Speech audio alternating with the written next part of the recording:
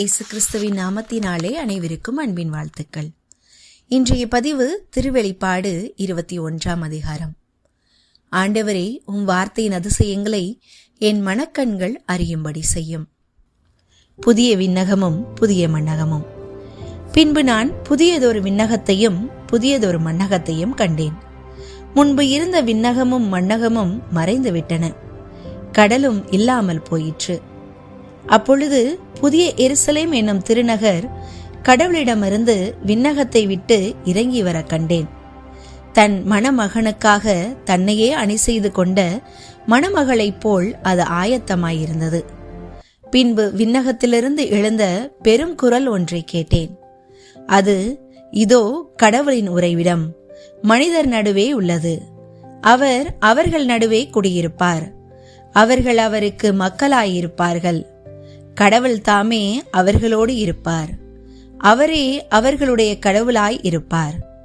அவர்களுடைய கண்ணீர் அனைத்தையும் அவர் துடைத்து விடுவார். இனிமேல் சாவு இராது, துயரம் இராது, அழுகை இராது, துன்பம் இராது. முன்பு இருந்தவையெல்லாம் மறைந்து விட்டன என்றது. அப்பொழுது அரியணையில் வீற்றிருந்தவர், இதோ நான் அனைத்தையும் புதியதாக்குகிறேன் என்று கூறினார். மேலும், இவ்வாக்குகள் நம்பத்தக்கவை, உண்மையுள்ளவை என எழுது என்றார். பின்னர் அவர் என்னிடம் கூறியது, எல்லாம் நிறைவேறிவிட்டது. அகரமும் நகரமும் நானே, தொடக்கமும் முடிவும் நானே. தாகமாய் இருப்போருக்கு வாழ்வளிக்கும் நீரூற்றிலிருந்து நான் இலவசமாய் குடிக்க கொடுப்பேன். வெற்றி பெறுவோர் இவற்றை உரிமை பேராக பெறுவர். நான் அவர்களுக்கு கடவுளாயிருப்பேன், அவர்கள் எனக்கு மக்களாயிருப்பார்கள். ஆனால் கோழைகள், நம்பிக்கை இல்லாதோர், அருவருப்புக்குரியோர், கொலையாளிகள், பரத்தமையில் ஈடுபடுவோர், சூனியக்காரர், சிலை வழிபாட்டினர், பொய்யர் ஆகிய அனைவருக்கும் நெருப்பும் கந்தகமும் எரியும் ஏரியே உரிய பங்கு ஆகும். இதுவே இரண்டாம் சாவு. புதிய எருசலேம். இறுதியாக அந்த 7 வாதைகள் நிறைந்த 7 கிண்ணங்களை கொண்டிருந்த 7 வானதூதர்களில் ஒருவர் வந்து, வா, ஆட்டுக்குட்டி மணந்து கொண்ட மணமகளை உனக்கு காட்டுவேன் என்று என்னிடம் கூறினார். தூய ஆவி என்னை ஆட்கொள்ளவே அந்த வானதூதர் ஒரு பெரிய உயர்ந்த மலைக்கு என்னை கொண்டு சென்றார்.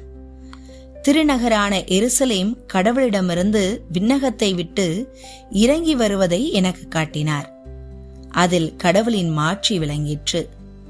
விலையுயர்ந்த கல் போன்றும் படிகக்கல் போன்றும் அதன் ஒளி பளிங்கென துளங்கியது. அதை சுற்றி பெரிய உயர்ந்த மதிலும் அதில் 12 வாயில்களும் இருந்தன. வாயில்களுக்கு பொறுப்பாய் 12 வானதூதர்கள் நின்றார்கள். இஸ்ரேல் மக்களுடைய 12 குலங்களின் பெயர்களும் அவ்வாயில்களில் பொறிக்கப்பட்டிருந்தன. கிழக்கே 3, வடக்கே 3, தெற்கே 3, மேற்கே 3 அவை அமைந்திருந்தன. நகரின் மதில் 12 அடி கற்களால் கொண்டிருந்தது. அவற்றில் ஆட்டுக்குட்டியின் 12 திருத்தூதர்களின் பெயர்களும் எழுதப்பட்டிருந்தன. என்னோடு பேசியவர் நகரையும் அதன் மதிலையும் வாயில்களையும் அளக்கும் பொருட்டு பொன்னாலான ஒரு அளவுகோலை வைத்திருந்தார். அந்நகரம் சதுரமாயிருந்தது. அதன் நீளமும் அகலமும் ஒரே அளவுதான். அவர் அந்த அளவுகோலை கொண்டு நகரை அளந்தார். அதன் அளவு 2400 கிலோமீட்டர். அதன் நீளம், அகலம், உயரம் எல்லாமே ஒரே அளவுதான். பின் அவர் மதிலை அளந்தார். அதன் உயரம் 216 அடி. மனிதரிடையே வழக்கில் இருந்த அளவைகளையே அவரும் பயன்படுத்தினார்.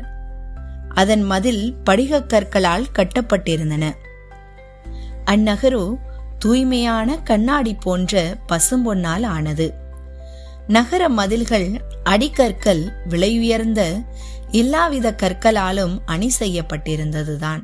முதலாவது படிகக்கல், 2வது நீலமணி, 3வது பலவண்ண படிகம், 4வது மரகதம், 5வது கோமேதகம், 6வது மாணிக்கம், 7வது பொற்கள், 8வது படிகப்பச்சை, 9வது புட்பராகம், 10வது வைடூரியம், 11வது பதுமராகம், 12வது சுகந்தி. 12 வாயில்களும் 12 முத்துக்களால் ஆனவை. ஒவ்வொரு வாயிலும் ஒவ்வொரு வகையான முத்தால் ஆனது. நகரின் தெரு தெள்ளத் தெளிவான கண்ணாடி போன்ற பசும்பொன்னால் ஆனது. நகருக்குள் கோவில் காணப்படவில்லை. ஏனெனில் எல்லாம் வல்ல கடவுளாகிய ஆண்டவரும் ஆட்டுக்குட்டியுமே அதன் கோவில். அந்நகருக்கு ஒளி கொடுக்க கதிரவனோ நிலவோ தேவைப்படவில்லை. கடவுளின் மாட்சியே அதன் ஒளி, ஆட்டுக்குட்டியே அதன் விளக்கு. மக்களினத்தார் அதன் ஒளியில் நடப்பர். மண்ணுலக அரசர்கள் தங்களுக்கு பெருமை சேர்ப்பவற்றை எல்லாம் அங்கு கொண்டு செல்வார்கள். அதன் வாயில்கள் நாள் முழுவதும் திறந்திருக்கும். அங்கு இரவே இராது. உலகின் பெருமையும் மாண்பும் எல்லாம் அங்கு கொண்டு செல்லப்படும். ஆனால் தீட்டுப்பட்டது எதுவும் ஒருபோதும் அதில் நுழையாது. அதுபோல் அருவருப்பானதை செய்வோரும் பொய்யரும் அதில் நுழைய மாட்டார்கள். ஆட்டுக்குட்டி வைத்திருக்கும் வாழ்வின் நூலில் பெயர் எழுதப்பட்டவர்கள் மட்டுமே அதில் நுழைவார்கள். இது ஆண்டவர் வழங்கும் அருள்வாக்கு. இறைவா, உமக்கு நன்றி.